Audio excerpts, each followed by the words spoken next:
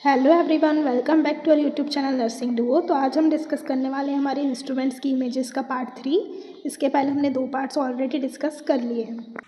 तो चलिए स्टार्ट करते हैं आज की हमारी फर्स्ट इमेज। ओके, तो ये क्या है हमारा कैट्स पॉ, या फिर इसका दूसरा नाम है वॉल्कमैन्स रिट्रैक्टर। आप इसकी वो देखेंगे तो आपको कैट जो होती है उसके पॉ की तरह इसके सामने का स्ट्रक्चर दिख रहा है, तो आप इसे याद रख सकते हैं कैट्स पॉ।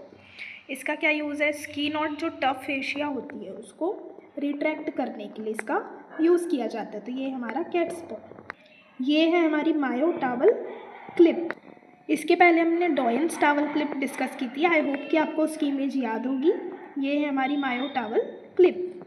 इसका भी यूज़ सेम है, जो ड्रेप्स होते हैं उनको फिक्स करने के लिए और जो ऑपरेटिव फील्ड होती है उसको एक्सपोज करने के लिए, ट्यूबिंग, स्कॉटरी, इन सबको होल्ड करने के लिए या फिक्स करने के लिए हम इसका यूज़ करते हैं, ताकि वो जो है सर्जरी के टाइम पे फॉल ना हो जाए। Okay, next one is our mosquito artery. Mosquito artery या फिर हम कह सकते हैं स्मॉल आर्टरी फॉरसेप्स, उसको हम मॉस्किटो आर्टरी बोलते थे क्योंकि मॉस्किटो भी बहुत छोटा होता है, ये भी काफ़ी छोटी है, तो इसलिए हम इसे कह दे रहे हैं कि स्मॉल आर्टरी फॉरसेप को ही मॉस्किटो आर्टरी फॉरसेप बोला जाता है।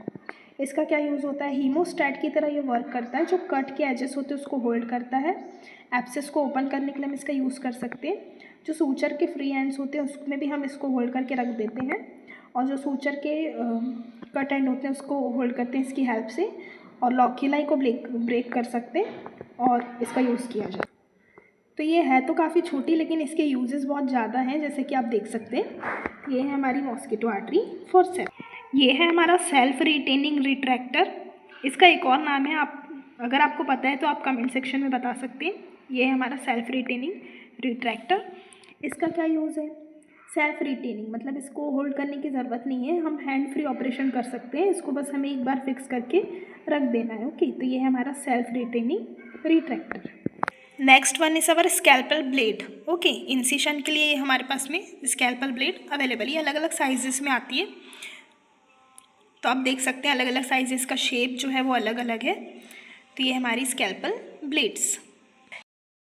ये है हमारी ईयर सिरिंज। ओके, इससे हम क्या करते हैं, जब भी हमें ईयर में कोई इरिगेटिंग सोल्यूशंस को इंस्टिल करना होता है, मतलब डालना होता है, तो उस टाइम पे हम क्या करते हैं, ईयर सिरिंज का यूज़ करते हैं। ये है हमारी नेक्स्ट इमेज, स्पूटम मग। इसके ऊपर आपको ये हैंडल सा दिख रहा है, इससे हम इसे ओपन कर सकते हैं और इसमें स्पूटम को कलेक्ट करने के लिए इसका यूज़ किया जाता है।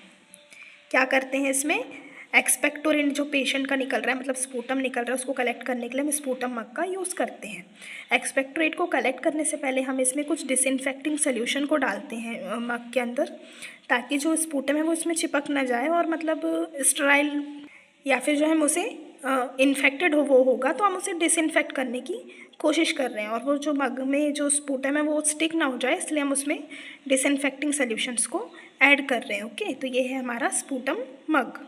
नेक्स्ट है हमारी टंग फॉरसेप्स। ओके, तो ये है हमारी टंग forceps.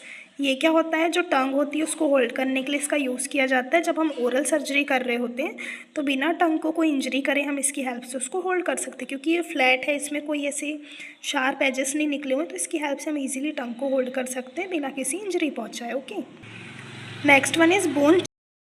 Next one is our bone chisel. ये है हमारी बोन चिजल। इसका क्या यूज़ है, जो बोन होती है उसको कट करना और शेप करना ड्यूरिंग प्रोसीजर। ये सामने से जो है ये काफ़ी शार्प होती है, तो इसकी हेल्प से बोन को कटिंग और बोन की शेपिंग की जाती है। ये है bone chisel. Next one is our reflex hammer. ये दिख रही है आपको ट्रायंगुलर और एक सर्कुलर, तो ये क्या है, रिफ्लेक्स हैमर। इसका क्या यूज़ होता है, जो डीप टेंडन रिफ्लेक्सेस होते हैं, जब हम न्यूरोलॉजिकल एग्जामिनेशन करते हैं या फिजिकल एग्जामिनेशन करते हैं, तो उस टाइम पे रिफ्लेक्सेस चेक करने के लिए इसका यूज़ किया जाता है। ओके, जो हमारा सेंट्रल और पेरिफेरल नर्वस सिस्टम है, तो जो हमारे रिफ्लेक्सेस हैं वो अच्छे हैं या नहीं, सही है या नहीं, तो इसका यूज़ करके रिफ्लेक्सेस को चेक किया जाता है। तो ये है हमारी रिफ्लेक्स हैमर।